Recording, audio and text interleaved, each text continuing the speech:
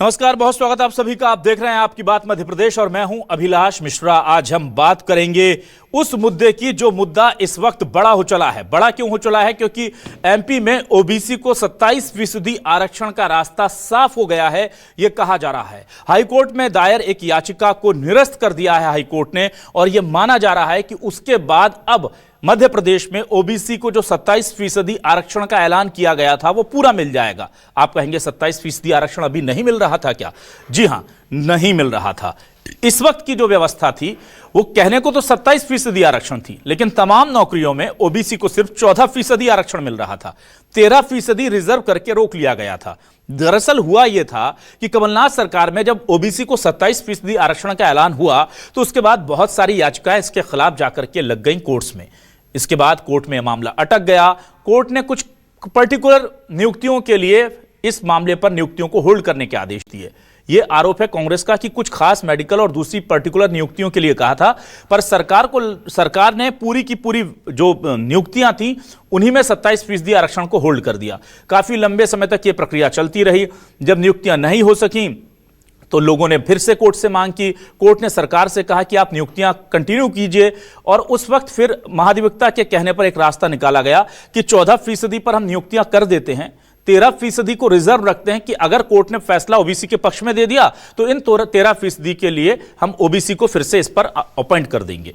यह व्यवस्था 87-13 की चल रही थी इस फॉर्मूले के तहत। पर अब एक बहुत बड़ी और महत्वपूर्ण याचिका को हाईकोर्ट ने निरस्त कर दिया है, जिसके बाद यह माना जा रहा है कि 27% रिजर्वेशन ओबीसी को मिलेगा। पर आपको बता दें कि 80 से ज्यादा याचिकाएं अभी भी लंबित है। तो क्या है यह पूरा गणित, समझाएंगे आपको इसी मुद्दे पर। शुरू करते हैं आज आपकी बात।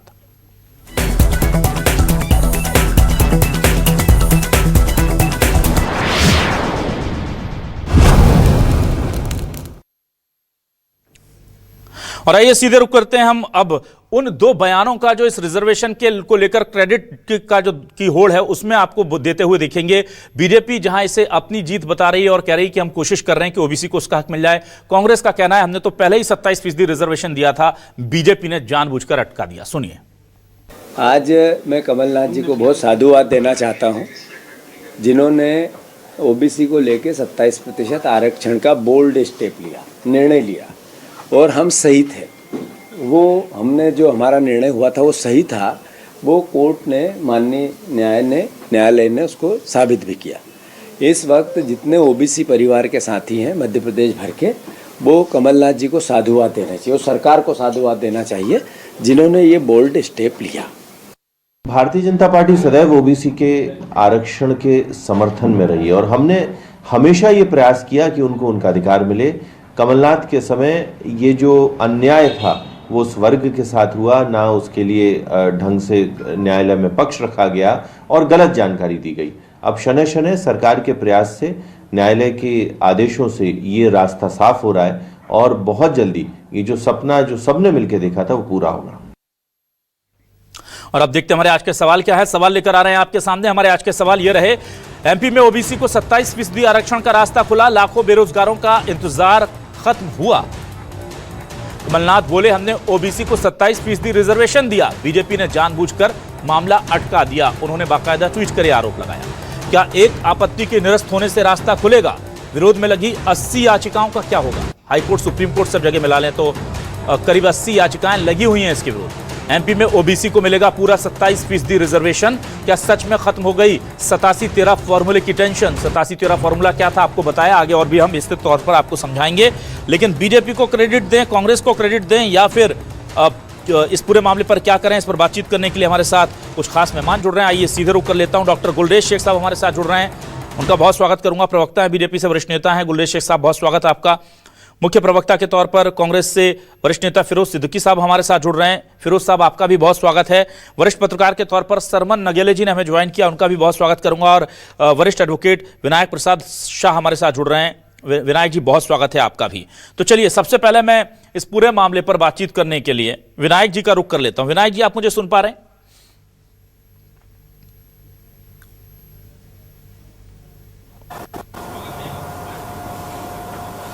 विनायक जी, क्या आप तक मेरी आवाज पहुंच रही है? हाँ, आप तक मेरे तक आपकी आवाज आ रही है? जी विनायक जी, आज का जो फैसला या जो कल का फैसला है, ये जो बड़ा महत्वपूर्ण फैसला है, ये किस परिप्रेक्ष्य में है और इसका क्या असर होगा? जरा आसान भाषा में इस पूरी कानूनी प्रक्रिया को हमारे दर्शकों को समझा दें, कम शब्दों में, आसान भाषा में। जी देखिए, मध्य प्रदेश में जब कमलनाथ की सरकार थी कांग्रेस की, उस समय ओबीसी का जो आरक्षण था उसको 14% पहले से चला रहा था 1994 से, उसको 2019 में जो है कमलनाथ सरकार ने इसको 27% किया था, क्योंकि चुनावी वादा था कांग्रेस का। अपने चुनावी घोषणा पत्र में इस बात को शामिल किया गया था कि ओबीसी का जो आरक्षण है उसको 27% हम करेंगे, ये वादा था। उस वादे को पूरा करते हुए कमलनाथ सरकार ने ओबीसी को 27% का कानून बना करके विधानसभा से पास किया था। वो कानून आज भी मध्य प्रदेश में प्रचलन में है जी। और उस कानून को चुनौती देने के लिए जब सबसे पहले अध्यादेश लाया गया था, उस अध्यादेश को जब लाया गया था फरवरी लास्ट में लाया गया था, उसको मार्च में उसको चुनौती दिया गया मध्य प्रदेश हाई कोर्ट में। तो उसमें जो चुनौती देने वाली आस्था दुबे नाम से एक कोई लड़की थी, वो जो है मेडिकल में पोस्ट ग्रेजुएट कोर्स में पीजी नीट में एडमिशन के लिए वो परीक्षा दी हुई थी। उस परीक्षा के जो संशोधन हुआ था उसके पहले ही वो उसका विज्ञापन जारी हो चुका था। उस विज्ञापन के अनुसार उसमें एडमिशन दिया जाना था। तो उन्हें आशंका थी कि शायद सरकार जो है, चूंकि नियम बदल चुका है, तो ओबीसी को जो पहले से विज्ञापन के समय जो आया था 2018 में ही नवंबर दिसंबर में, उसके अनुसार न करते हुए जो मार्च में फरवरी में जो 2019 में संशोधन किया है उसके अनुसार शायद ये कार्यवाही करे। तो इस शंका के आधार पर याचिका लगाई। तो 19 मार्च 2019 को हाई कोर्ट के डिवीजन बेंच ने आर्डर दिया था।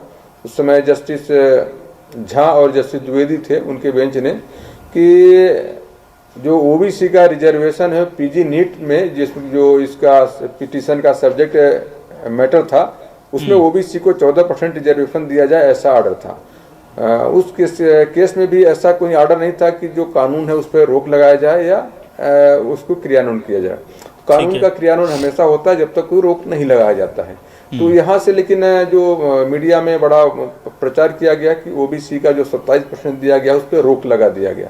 लेकिन जब 19 मार्च 2019 के अपन फैसले ऑर्डर को देखते हैं माननीय हाई कोर्ट के, तो हाई कोर्ट का ऑर्डर कहीं पर भी उसको उस कानून को या उस अध्यादेश को रोकने का नहीं है। सिर्फ इतना है कि ओबीसी को 14% दिया जाए। इसके बाद जो है वो बाद में सरकार ने जो है उसको अगस्त 2019 में उसको विधानसभा से कानून बना के पास कर दिया। उस कानून को आज तक जो है जितनी चुनौती दी गई है, याचिकाएं ढेर सारी याचिकाएं लगाई गई चुनौती देने के लिए, उन किसी भी याचिका में उस कानून पर रोक नहीं है कि उस कानून का पालन न किया जाए, ऐसा कहीं पर भी नहीं है।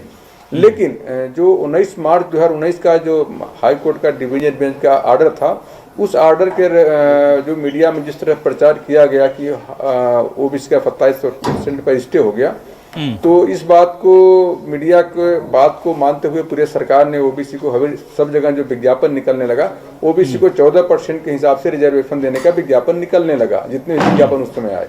इस बात को लेकर के हम लोगों ने काफी संघर्ष किया और उस समय है जो तत्कालीन बाद में जब सरकार बदल गई तो हम लोगों ने 2021 में 25 अगस्त 2021 को उसमें तत्कालीन जो सरकार थी बीजेपी की, उसमें मुख्यमंत्री थे माननीय शिवराज चौहान साहब, उन्होंने मीटिंग बुलाई, हम लोगों ने बात रखी। ओबीसी का काफी आंदोलन चल रहा था, तो समझने के लिए तो हमने बताया ये सब बातें। जब वहां पर सारी रखी, उस समय तत्कालीन महाधिवक्ता भी वहां पर थे, तो जब ये बात बताई गई कि साहब कानून पर कोई स्टे नहीं है और ये ऑर्डर है, आप ऑर्डर देख लीजिए, तब सरकार में जो बैठे लोग थे उनको रियलाइज हुआ कि वास्तव में कानून पर कहीं से स्टे है ही नहीं।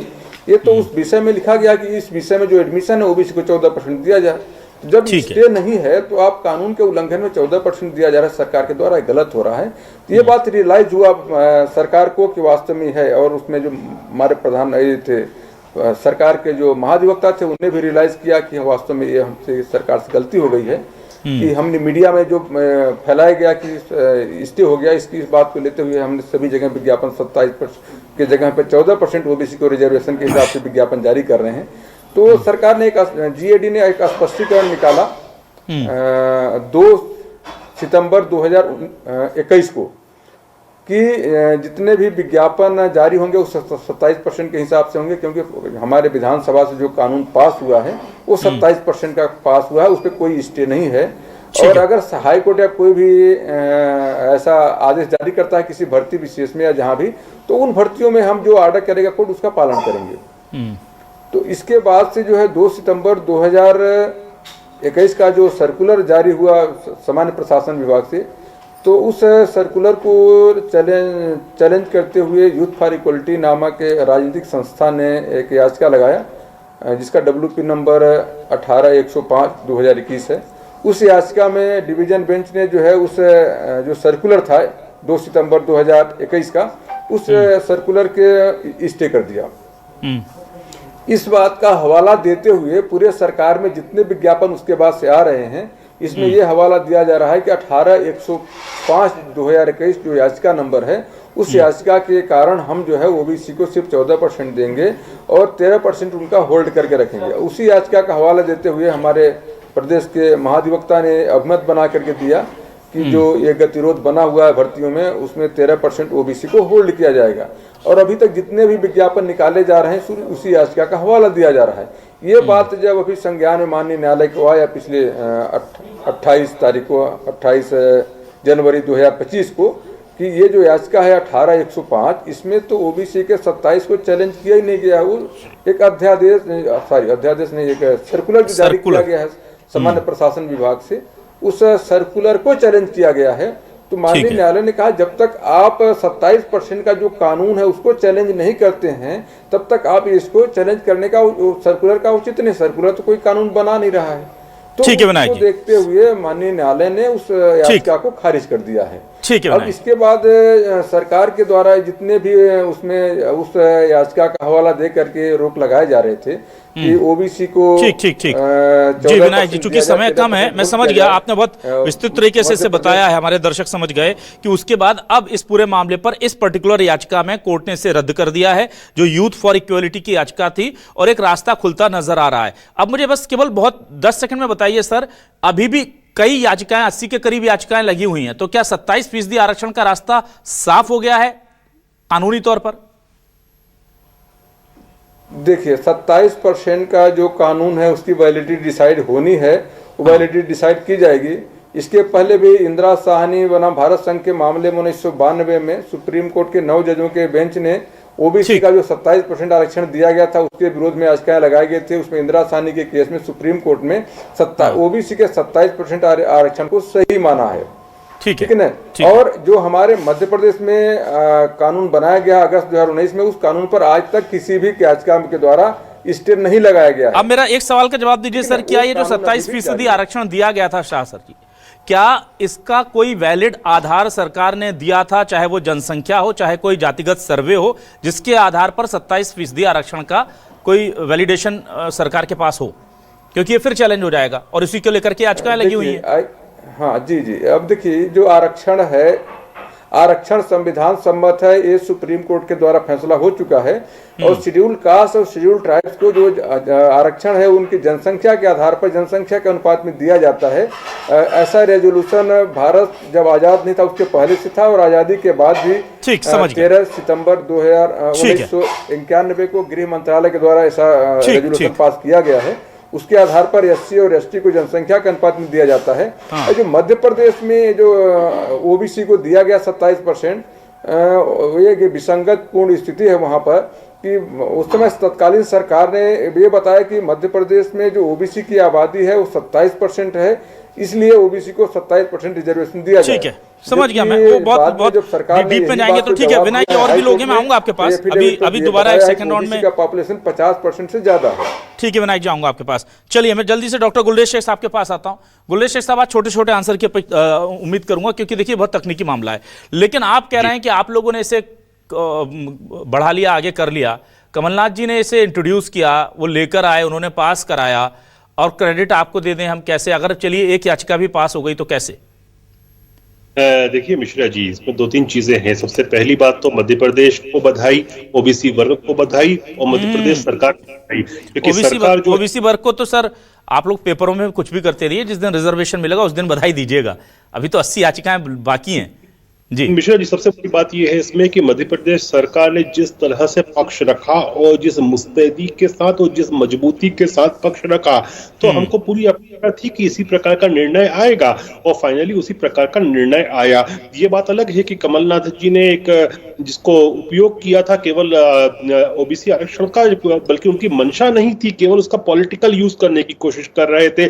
इसलिए कानून इतना कमजोर बनाया था कि उसको एडमिट भी कर दिया गया कोर्ट में और स्टेज भी आ गए, और अभी भी देखिए कि सुप्रीम कोर्ट में भी बहुत सी याचिकाएं लगी हुई हैं। तो कानून जानबूझकर कमजोर बनाया गया ताकि ओबीसी वर्ग को उसका न्याय नहीं मिल सके, उसका अधिकार नहीं मिल सके। उसके बाद जब चीजें जाती हैं कोर्ट में, तो इनको ढंग से जिस प्रकार से इनको उसका पक्ष रखना चाहिए था, सरकार ने पक्ष भी नहीं रखा।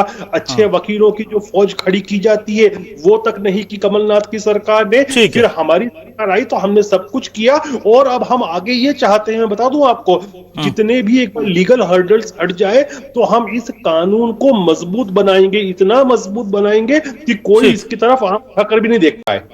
ठीक है फिरोज सिद्दीकी साहब, आप लोगों ने कमजोर कानून बनाया था, मतलब 27% आरक्षण दिया था, पर वो टिक पाए कानूनी मुकाबले में, उसकी व्यवस्था नहीं की थी, और पुरजोर तरीके से 5 साल की मेहनत के बाद देखिए बीजेपी की सरकार ने आखिरकार वो कर दिखाया। क्या कहेंगे आप? देखिए, बीजेपी को तो आज माफ़ी मांग लेना चाहिए इस बात को लेकर कि बीजेपी तो कहती थी कि 50% से ज़्यादा आरक्षण हो ही नहीं सकता, 27% आरक्षण ओबीसी को मिल ही नहीं सकता इस प्रदेश में। और जो माने आदरणीय वकील साहब ने जो अपना पक्ष रखा, तो उन्होंने बताया कि हाई कोर्ट ने तो कभी इसको स्टे किया ही नहीं था, सर्कुलर को भी स्टे करने का कोई मायने नहीं था, क्योंकि कानून सर्कुलर के हिसाब से नहीं बना था। और कुठाराघात करते हुए ओबीसी भाइयों के साथ इन्होंने 13% जो पद थे उनको होल्ड करके रखा। ये उनके साथ कुठाराघात किया, नाइंसाफी की भारतीय जनता पार्टी ने। और आज कह रहे हैं कि कानून कमजोर है। वकील साहब ने तो अपने पूरे वक्तव्य में जितना डिटेल बात की, हम लोगों को भी इतनी डिटेल जानकारी, कानूनी जानकारी नहीं थी। वो तो कह रहे हैं कि ये संविधान सम्मत है। जब कोई चीज संविधान सम्मत है तो उसको हाईकोर्ट कैसे रोक देगा? और अब जो बहुत महत्वपूर्ण चीज अंत में वकील साहब ने एक बात और की, मैं उन्हीं की बात को आगे बढ़ा रहा हूं। अब उन्होंने कहा कि जनसंख्या के आधार पर रिजर्वेशन दिया जाता है एससी एसटी को। तो हम भी तो यही मांग कर रहे हैं कि भाई जो जातिगत जनगणना करा ली जाए, मध्य प्रदेश में भी जातिगत जनगणना करा ली जाए, वो भी मोहन यादव जी जातिगत जनगणना करा दें और हाई कोर्ट में ले जाके पक्ष रख दें, सुप्रीम कोर्ट में रख दें कि हमारा यहाँ ओबीसी की आरक्षण ये है, इतनी आबादी है, सारी जितनी 80-85 है वो सब दूर हो जाएंगी। और अब हम ये मांग करते हैं मोहन यादव जी से कि जापान जो है, आप ओबीसी के नाम पे मुख्यमंत्री बने, आप जापान घूम रहे हैं और हमारा ओबीसी जो है पीएससी के और अदालत के चक्कर लगा रहा है। तुरंत आकर ये सरकार जो है जितने होल्ड पद है ओबीसी के, उन सबको रेगुलराइज करे और उन बच्चों की जिनकी मेरिट के कारण वेटिंग में है, उन सबको नियुक्ति पत्र देने का काम करे। ये कांग्रेस पार्टी की मांग है। ठीक है, मैं आ जाता हूं जल्दी से सरमन अगेले जी। देखिए, बड़ा दिलचस्प मामला है। सरकार एक अध्यादेश लाती है, सरकार कानून बनाती है, 27% आरक्षण देती है, और फिर कोई गफलत होती है, और जैसा वकील साहब कह रहे हैं कि मीडिया में आई खबरों के आधार पर सरकार फिर रोक लगा देती है एक सरकार, और फिर वही जो चीजें हैं वो दूसरी सरकार को समझाने में उनको 2 साल लग जाते हैं, और 2 साल बाद जब जैसे ही शुरू होते हैं तो मीडिया में जो कयास थे वो कोर्ट मान लेता है, या कोर्ट में जाकर के वो चीजें अटकती हैं, और फिर दूसरी सरकार भी गफलत में आ जाती है, और फिर वो 87-13 का फॉर्मूला ला करके 13% होल्ड कर देती है। मतलब ये चल क्या रहा है सर कि हमारे पास, सरकारों के पास, दोनों बीजेपी कांग्रेस की सरकारों के पास इतनी सारी लीगल फोर्स है, और वो 5-5, 6-6 साल तक डिसाइड नहीं कर पा रहे हैं कि कोर्ट के आदेश का प्रभाव किन चीजों पर लागू होना चाहिए और किन चीज पर लागू नहीं होना चाहिए। और क्रेडिट दोनों पार्टियों को चाहिए। कमलनाथ जी भी, अगर वकील साहब की बात माने तो कमलनाथ जी भी गुमराह हो गए, उनकी सरकार भी, और फिर शिवराज जी की सरकार भी गुमराह हो गई, और अभी तक होती रही। फिर कोर्ट ने स्थिति साफ की कि भाई हमने कब कहा कि 13% रोक के रखो।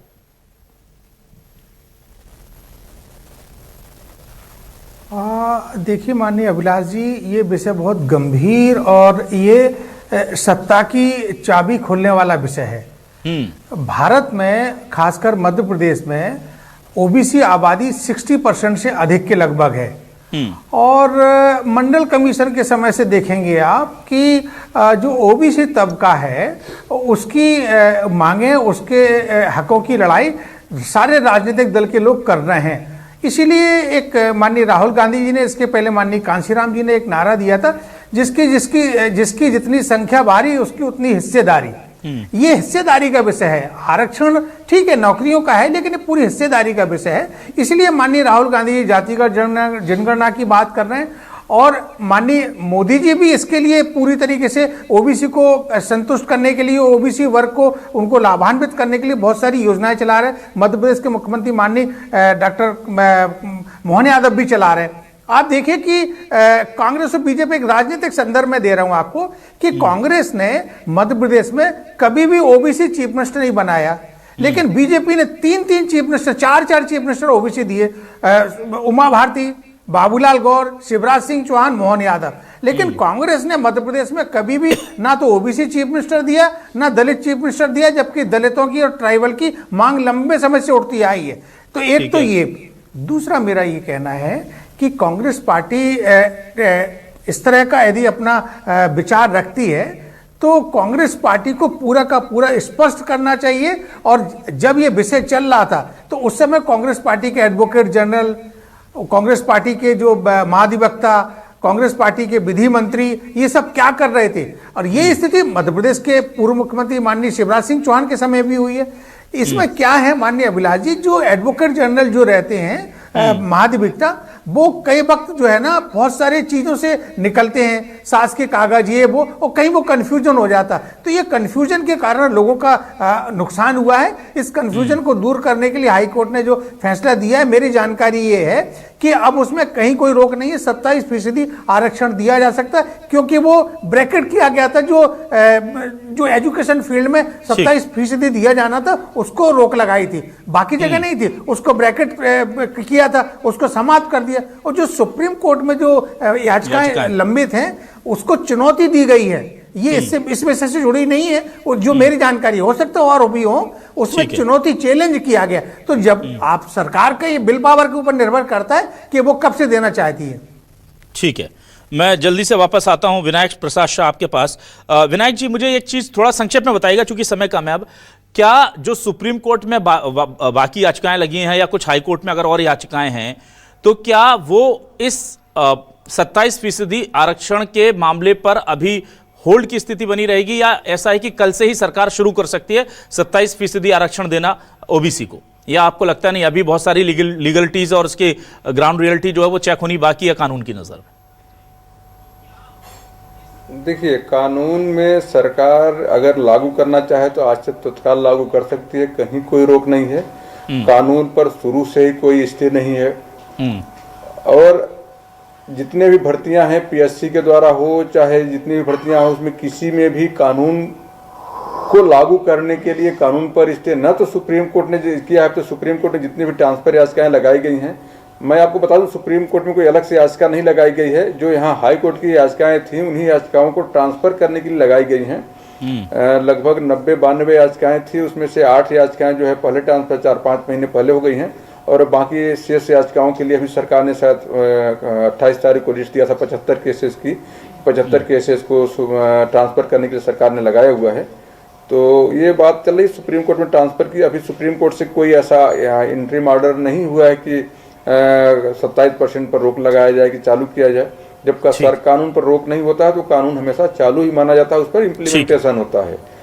और ठीक है सर, और चलिए मैं जल्दी से वापस आ रहा हूं। फिर को रोका है कि जो इन याचिकाओं में ट्रांसफर याचिका लगी हुई है, उन याचिकाओं में जो है हाई कोर्ट कोई आगे ऑर्डर पास न करे, ऐसा पाठ किया गया है। जी चलिए ठीक है। डॉक्टर गुलरेज शेख साहब, अब कहां रुकना है सर? अब तो हो गया है, तो अब आप क्या हम माने कि कल से जो 13% के हिसाब से, अगर मैं ठीक हूं, तो एक सर्कुलर आया था 2 सितंबर 2021 को, और वहां से शायद ये 80 क्या कहते हैं उसको 87-13 का फॉर्मूला लगा था। तो 2021 से लेकर के 2025 तक जो भी वैकेंसी हुई हैं, उनकी 13% पोस्ट जो कि हजारों में होती हैं, उस पर क्या कल से नियुक्तियां शुरू करने जा रही है मध्य प्रदेश सरकार, या भी इफ एंड बट हैं बहुत सारे? देखिए मिश्रा जी, मैं एक लीगल एक्सपर्ट तो नहीं हूं, लेकिन अगर लीगलिटीज अलाउ करती है तो डेफिनेटली उनको उनका हक देना है और हम इसके लिए प्रतिबद्ध हैं। चाहे उनको हक उनकी नौकरियों में देना हो, चाहे उनकी शिक्षा व्यवस्था में देना हो, चाहे लीडरशिप के रूप में देना हो। हम कोई कांग्रेस पार्टी थोड़ी ना है कि रविशंकर शुक्ला जो मध्य प्रदेश के पहले मुख्यमंत्री से उनसे लेकर तो इनके आखिरी मुख्यमंत्री हमेशा के लिए जो कमलनाथ हुए हैं, तब तक एक भी नाम गिना के बताइए ओबीसी को किसी को उसका हक दिया हो, उसकी लीडरशिप दी हो। जबकि हमको आप देखिए कि सुंदरलाल पटवा जी के बाद से आज तक लगातार जो मुख्यमंत्री है ना गुलेश शेख साहब, ठीक है, आपने ओबीसी और आदिवासी मुख्यमंत्री राष्ट्रपति जरूर दिए हैं, पर ओबीसी को ये बात भी सही है कि मध्य प्रदेश में आपने 20 साल 18 साल शिवराज जी रहे, उन्होंने तो नहीं दिया 15 साल में आरक्षण, वो तो कमलनाथ जी ने दिया। फिर भले ही उसमें लीगल टेक्निक आप लोग ले आते, ये तब कर लेते। कमलनाथ जी ने आरक्षण नहीं दिया, कमलनाथ जी ने इतने बड़े वर्ग को, मैं खुद भी ओबीसी वर्ग से हूं, तो मेरे वर्ग को कमलनाथ जी ने लॉलीपॉप देने की कोशिश तो की। आपके जमाने में आप जब 3 बार शिवराज जी की सरकार वहां रही थी, 2 बार, तब आप लोगों ने क्यों नहीं दे दिया? आप इंतजार क्यों कर रहे थे कि पहले कमलनाथ जी आके कमजोर कानून बनाएं और फिर हम उसे मजबूत करें? आप इंतजार क्यों कर रहे थे? शुरू के 10 साल तो हम मध्य प्रदेश के लिए ही लड़ते रहे कि क्योंकि जो गुलेश शेख साहब, आप 10 साल तक मध्य प्रदेश के लिए लड़ते रहे और वो 1.25 साल में कानून ला करके कोर्ट से जिता करके सब जगह से क्लियर करके नौकरी भी दे दें। को जो संवैधानिक दर्जा देने का काम किया था वो भारतीय जनता पार्टी ने किया। यदि आप योजनाओं को देखें तो ओबीसी, ठीक है, चलिए मैं फिर देखिए, जिसका जो क्रेडिट है गुलेश शेख साहब, आपने जो किया वो आपको मुबारक, लेकिन जो कांग्रेस ने किया उसको क्रेडिट दीजिए ना कि हाँ उनके जमाने में आया 1.25 साल की सरकार में, मतलब बिल्कुल क्रेडिट देना नहीं है। चलिए फिरोज सिद्दीकी साहब, केस रखा है उसी की वजह से ये फैसला आया है। हाँ, देखिए मैं एक बात कहूंगा, गुलरेज भाई एक मिनट, गुलरेज भाई एक मिनट, रविशंकर प्रसाद से ये कहूंगा कि ये बात जो किसको आपने मुख्यमंत्री बनाया मध्य प्रदेश में? ठीक है गुलेश शेख साहब, जरा वो कुछ बोल रहे हैं, वो सुनिए। एक मिनट, फिरोज जी बोलिए। आपने तो हमेशा सवर्ण वर्ग को ही दिया है। देखिए आज ही राहुल गांधी जी ने कहा पॉलिटिकल रिप्रेजेंटेशन और पॉलिटिकल शेयरिंग में बहुत फर्क होता है।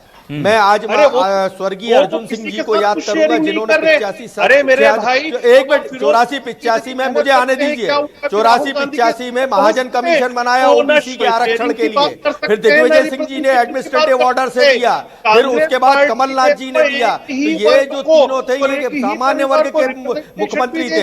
मैं श्रवण नगेले जी को कहता हूँ, अरे भैया चुप हो जाओ दादा, चुप हो जाओ, आपकी पोल खुल गई, सच्चाई बोलूं, अरे चुप हो जाइए, पोल खुल गई आपकी। मैं श्रवण नगेले जी को कहता हूं कि एक ऑर्डर ठीक है गुलेश शेख साहब, उनको बोलने दीजिए ना। गुलेश शेख साहब, ये वक्त उनको दिया हमने सर, ना गुलेश शेख साहब, आपने बातें कर ली ना गुलेश शेख साहब, उनको बोलने दीजिए, उनका भी वक्त है, उनका टाइम है, बोलिए सर। फिरोज साहब बोलिए। देखिए मैं यही कहूंगा कि आज अर्जुन सिंह जी, दिग्विजय सिंह जी, कमलनाथ जी, इन तीनों ने मिलकर इसमें काम किया और ये सामान्य वर्ग के मुख्यमंत्री रहे और इन्होंने ही ओबीसी के लिए काम किया और ये भारतीय जनता पार्टी। गुलेश शेख साहब आप बोलने नहीं दे रहे हैं, गुलेश शेख साहब गलत बात है, आप अपने टाइम में भी बोल लेते हैं गुलेश शेख साहब, और फिर फिरोज सिद्दीकी इसके साथ छात्रवृत्ति तक नहीं बढ़ाई हमारे ओबीसी के लोगों की। चलिए ठीक है मुख्यमंत्री का गुलेश शेख साहब, ये आप अपने टाइम में बोल लिए सर। गुलेश शेख साहब उनको भी टाइम दीजिए ना सर, आप ही उनके टाइम में भी आप ही बोलेंगे। कोई काम तो बता दीजिए, जापान घूमिए, अमेरिका घूमिए। चलिए मैं अब समय खत्म हो रहा है, सरमन नगेले जी के पास आ रहा हूं लास्ट में, सरमन नगेले जी के पास ले चलिए मुझे प्लीज। सरमन नगेले जी, मैं आपसे ये जानना चाहता हूं अभी, क्योंकि इस तरह के मामलों में मैंने देखा है, अभी हम जब सरकार के पास जाकर के पूछेंगे प्रवक्ताओं से या सरकार के कानूनी जानकारों से, तो वो कहेंगे अभी हम कोर्ट के आदेश का अध्ययन कर रहे हैं, तकनीकी पहलू समझ रहे हैं, और इसमें फिर बहुत लंबा वक्त निकल जाता है। क्या आपको उम्मीद है कि ये बहुत जल्द शुरू होगा? क्योंकि अगर शुरू हो जाएगा तो बीजेपी की सरकार के लिए बड़ा फेवर तो करेगा, उसके लिए फायदे का सिलसिला तो है, लेकिन और आरक्षण अगर यहां बढ़ता है तो फिर दिक्कत तो जाहिर सी बात होती है कि आरक्षण तो है ही दुधारी तलवार, इसलिए तो लोग इतना फूक फूक कर इस पर कदम रखते हैं। तो क्या आपको लगता है कि सरकार बहुत जल्द ये लाभ देना शुरू कर देगी या अभी इंतजार करना पड़ेगा ओबीसी वर्ग को? देखिए माननीय अभिलाष जी, भारतीय जनता पार्टी का शीर्ष नेतृत्व ने यदि दिल्ली चुनाव के दौरान उसकी लाभ लेने की कोशिश की तो जरूर मध्य प्रदेश के मुख्यमंत्री माननीय डॉक्टर मोहन यादव इसको प्रभावशील कर सकते हैं, तुरंत तत्काल उसको लागू कर सकते हैं और उनको एक बयानी तो देना है, एक कैबिनेट में डिसीजन लेना है, जो बातचीत हुई है उसको कैबिनेट में उसको एंडोर्स कराना है और उसको लागू कराने के लिए जीडीए को उसका निर्देश देना, जीडीए उसके सर्कुलर निकाल देगा। तो यदि उनको जो दिल्ली के चुनाव विधानसभा के चल रहे हैं उसमें लाभ लेना होगा, तो यदि मध्य प्रदेश में कोई चीज ये अनाउंस करते हैं तो उसका लाभ दिल्ली में ओबीसी तबके के बीच में लेने का प्रयास करेंगे, यदि जो बीजेपी का शीर्ष नेतृत्व ने ऐसा सोच लिया होगा तो। और यदि उन्होंने नहीं सोचा होगा तो मध्य प्रदेश के मुख्यमंत्री और यहाँ की जो व्यवस्था है वो हो सकता है कि जो तकनीकी कारण या अध्ययन करने का या बाकी विषय के साथ में उसको थोड़ा सा लिंगर ऑन कर दे। लेकिन मेरे को नहीं लगता, क्योंकि डॉक्टर मोहन यादव के यदि आप साक्षात्कार, उनकी बातचीत, उनके विषय समझेंगे तो बहुत संवेदनशील है ओबीसी के लिए। चलिए, तो हम उम्मीद करते हैं कि ओबीसी को उसका हक जल्द से जल्द मिल जाए और किसी और तकनीकी पेज में चीजें ना फंसे। लेकिन विनायक प्रसाद जी, केवल 10 सेकंड और लेता हूं क्योंकि बहुत महत्वपूर्ण सवाल है। अगर ओबीसी को 27% आरक्षण मध्य प्रदेश सरकार दे देती है तो क्या कोई ग्राउंड है कि सुप्रीम कोर्ट में या हाई कोर्ट में दोबारा इसको लेकर के चैलेंज ना कर दिया जाए और फिर से स्टे ना हो जाए? ऐसी कोई अभी आशंका तो नहीं है? नहीं, कोई आशंका नहीं है अभी। बिल्कुल सरकार दे सकती है, सरकार के लिए रास्ता खुला है, सरकार दे सकती है। और बाकी याचिका लगाने के लिए तो याचिका लगाना सभी का अधिकार है, खुला हुआ है। इंदिरा साहनी के केस में जब 9 जजों ने कह दिया है कि ओबीसी का 27% सही है, तो अब कोई ग्राउंड नहीं है। ठीक है मिश्रा जी, तमिलनाडु, उड़ीसा और बिहार, इन सब फिरोज साहब उधर उनके पास उनके पास तकनीकी आधार हैं। उनके पास जो सबसे बड़ा तकनीकी आधार है वो जातिगत जनगणना या वो डेटा होता है। मैं कह रहा हूं जब इन 3 राज्यों के पास है तो हमारे पास क्यों नहीं हो सकता? हमारे पास इसलिए नहीं है कि क्योंकि हमारे यहाँ जातिगत जनगणना या सर्वे नहीं हुआ है। और इसी आधार पर मैं बता दूं कि बहुत सारे राज्यों का रुका हुआ ये मोहन यादव जी कराएं। 74% जो आरक्षण का कोटा हो गया है वो अटका हुआ है, तो उसके पीछे बड़ी वजह यही थी। और उसके बाद फिर जब आयोग बनाकर के एक सर्वे हुआ और सर्वे की रिपोर्ट को सार्वजनिक नहीं किया गया। बहुत सारी चीजें हैं, अभी मंजिल कहां है, अभी तो और मंजिलों जाना है। पर हम देखते हैं कि कब तक बीजेपी की सरकार ओबीसी को उसका हक देती है और कोर्ट में दोबारा कहीं मामला फंसेगा तो नहीं। बहुत शुक्रिया डॉक्टर गुलरेज शेख साहब, फिरोज सिद्दीकी जी, सरमन नगेले जी, विनायक प्रसाद जी हमारे साथ जुड़ने के लिए, इस डिबेट का हिस्सा बनने के लिए। सभी मेहमानों का बहुत शुक्रिया, दर्शकों का भी शुक्रिया। नमस्कार।